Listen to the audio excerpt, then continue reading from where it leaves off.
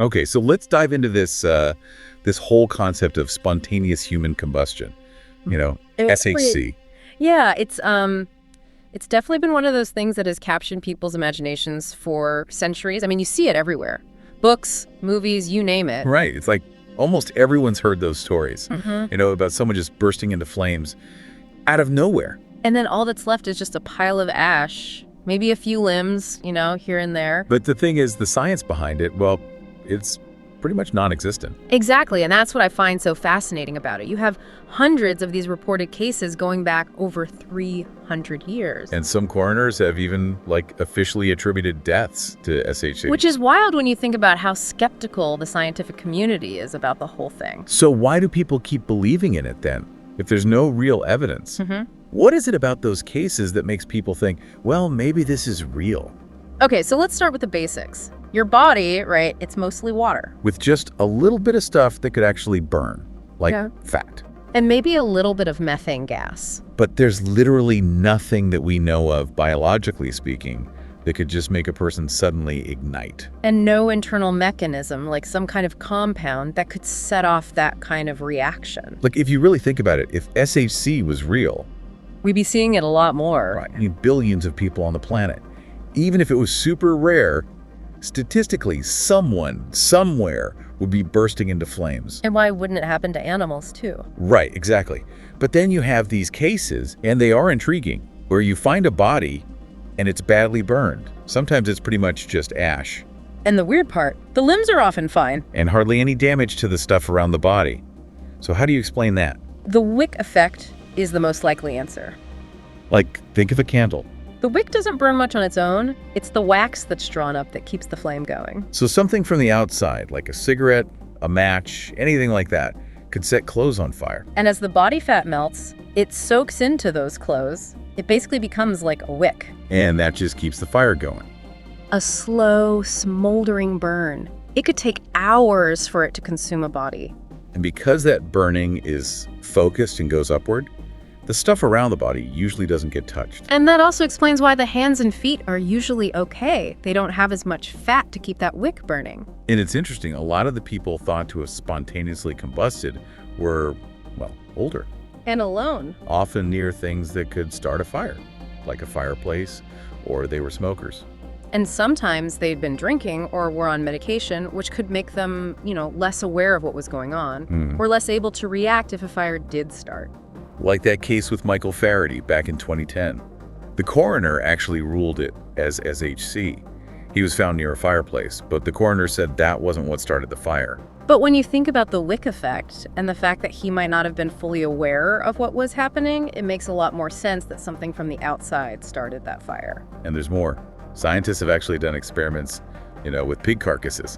Pigs have a similar amount of fat to humans. And they've shown this wick effect, up close. A body can be completely burned up because of its own fat, just a slow, steady burn. But some people have said, well, maybe it's stress or too much alcohol that makes the body flammable. But those ideas have been debunked.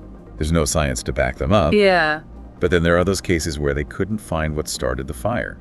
Does that mean SHC is real after all? Not really. It just means that maybe they missed something when they investigated. Or maybe the fire destroyed the evidence. Exactly. And it's super important to remember that just because you can't prove something doesn't mean it didn't happen. Right. Just because we can't find the evidence doesn't mean there isn't any. Like, take one of the earliest cases we know about. Late 1400s, in Milan, Italy. A knight, Paulinus Vorstius, supposedly burst into flames after drinking a lot of wine. And this case, it pops up again later. In 1641, this Danish physician, Thomas Bartholin, he included it in his book, Historiarum Anatomicarum Rariorum. That's where he formally introduces the idea of spontaneous human combustion. Right. So there's this case from the 1400s, and then 200 years later, it's being used as evidence in a medical book. It's kind of crazy how these stories stick around. And then there's the case of Countess Cornelia Zangari de Bondy, 1745. She was found dead in her bedroom, just ash, except for her head, which was partially burned, and her legs still in her stocking. And get this, there were 2 candles in her room, untouched. It just adds to the whole mystery. Yeah. It's cases like these that really got people thinking about SHC and how it seems to defy all logic. Totally. And then, in the 1800s, the idea really took off, partially because of how it was portrayed in literature. Charles Dickens, right? In Bleak House, one of his characters dies from SHC. And even though critics at the time were like, come on, this is ridiculous, there's no science to back this up, Dickens defended his choice. He said there was research showing 30 historical cases. Dickens, using it in his book, really sparked a debate.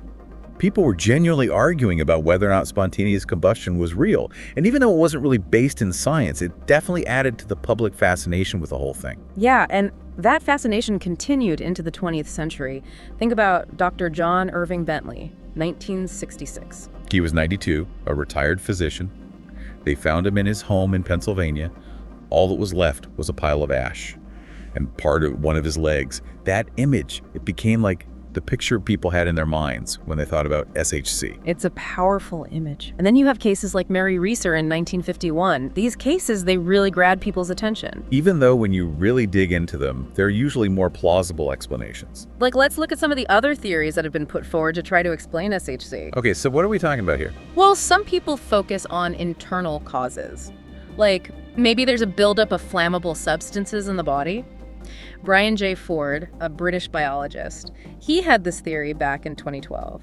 He said that acetone, which is a flammable liquid your body produces during ketosis, could build up and cause spontaneous combustion. But that hasn't been proven, right? Right. There's no evidence to back it up. And then there are the theories that are even more out there. Oh, yeah. Ball lightning, poltergeists, things that are pretty much impossible to prove scientifically. It's important to remember that just because someone comes up with a theory doesn't make it true, especially when there's no evidence to support it. Absolutely. And when you look at everything, the wick effect, the fact that there's almost always something that could have started the fire externally, it just makes more sense. So are we saying that SHC is definitely not real? The evidence is pretty strongly against it. It seems like in those cases where people thought it was spontaneous combustion, there's usually a more logical explanation. Okay, so let's break this down a little more. What are the scientific principles that really debunk this whole SHC idea? All right, you got to start with the fire triangle. It's like the foundation of fire science. You need three things for fire: something to burn, which is your fuel source, an oxidizing agent, which is usually oxygen, and a heat source. And when it comes to SHC, the human body just doesn't have a way to create that heat on its own. Right. The only things in the body that could burn, like fat and methane gas, they need something from the outside to set them off. Exactly. And there are no pyrophoric compounds in the human body. Those are substances that burst into flames just from being exposed to air. So the idea that the body itself could spontaneously combust, it's just not possible. And the wick effect, that makes a lot more sense. Yeah, it explains how the body burns, the patterns we see. That something from the outside, like a cigarette, can set the clothes on fire. And then the body fat melts and acts as fuel. Exactly. And remember, fire burns upward. So the heat from the burning body, it rises. It doesn't really spread outward. That's why things around the body are often undamaged in these cases. And the wick effect also explains why the torso is usually more burned than the arms and legs. Right, because that's where most of the body fat is. It fuels the wick. So, scientifically speaking, the wick effect just makes a lot more sense than spontaneous combustion. Absolutely. So, it seems like spontaneous human combustion, it's a great story. It's spooky, it's mysterious, but when you look at the science, it just doesn't hold up. Right. It's more likely that these cases, they're just tragic accidents. And the way the body burns, it just makes them look like something more mysterious than they really are. Okay, so we've talked about the science, but what about the people who still believe in SHC? What keeps that belief alive? Yeah. I mean, if it was real, wouldn't we see it happening in other situations too? Right. Like, why don't we ever hear about people spontaneously combusting in water? Like in a pool or taking a bath? Yeah, water absorbs heat so well it would make spontaneous combustion even more unlikely. So the fact that we don't see those cases, it just adds more weight to the idea that there's always something external that starts these fires. And there's another thing. There's never been a documented case of SHC happening in a lab. Like in a controlled environment? Exactly. People have tried to recreate it, but nothing. So there's no scientific proof at all? None. Which makes you wonder, if it's not science, then what is it about SHC that makes people believe? Right. It's a good question. Why are we so fascinated by this? I think it's about fear. Fear of the unknown, the things we can't control. It's that morbid curiosity, right? We're drawn to the macabre. And the imagery, it's so strong. A body burned to ash, everything around it untouched. It's disturbing, but it's also captivating. And when you don't have a scientific explanation, well, people fill in the blanks with stories and myths. And then you have pop culture. Books, movies, TV shows, they take this idea and run with it. And they make it seem real, like it could happen to anyone. Which just reinforces the belief, even without any evidence. It's important to remember that entertainment isn't always accurate. Exactly. We have to be critical thinkers. Don't believe everything you see or read. So we've got fear, we've got pop culture, but there's also something else going on here, right? Something about how our brains work. Cognitive biases, they definitely play a role. Like confirmation bias. We tend to look for information that confirms what we already believe. So if you believe in SHC, you're going to focus on those stories, those anecdotal cases, and you're going to ignore the science that says it's not real. And then there's the availability heuristic, where the things that are easiest to remember, the most vivid images, we think those things are more likely to happen. And those images of SHC, they are pretty vivid. Exactly. So even though it's statistically very unlikely, those images make it feel more real, more possible. So it's a combination of things, the science, the psychology, the culture. It all comes together to create this belief in something that, well, probably doesn't exist. Right. But that doesn't mean those cases aren't tragic.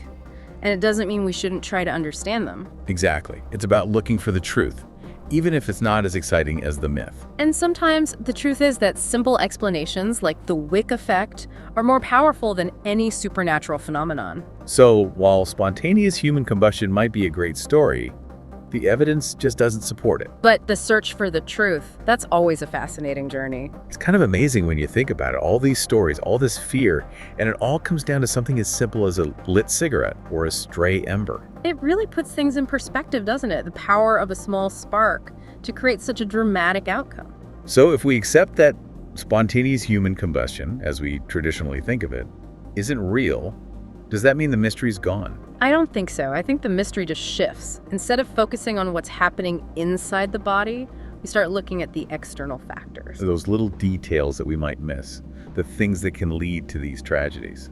Exactly. Maybe the real lesson here isn't about some supernatural phenomenon, but about the importance of understanding how fire works. And how a little bit of carelessness can have devastating consequences. It's a reminder to be vigilant, to be aware of our surroundings, and to never underestimate the power of a single spark. Well, on that note, I think we've reached the end of our deep dive into spontaneous human combustion. It's been a fascinating journey exploring the science, the history, and the psychology behind this enduring mystery. As always, we encourage you to continue exploring, to question, and to seek out the truth. And to remember that sometimes the most extraordinary events have the simplest explanations. Thanks for joining us.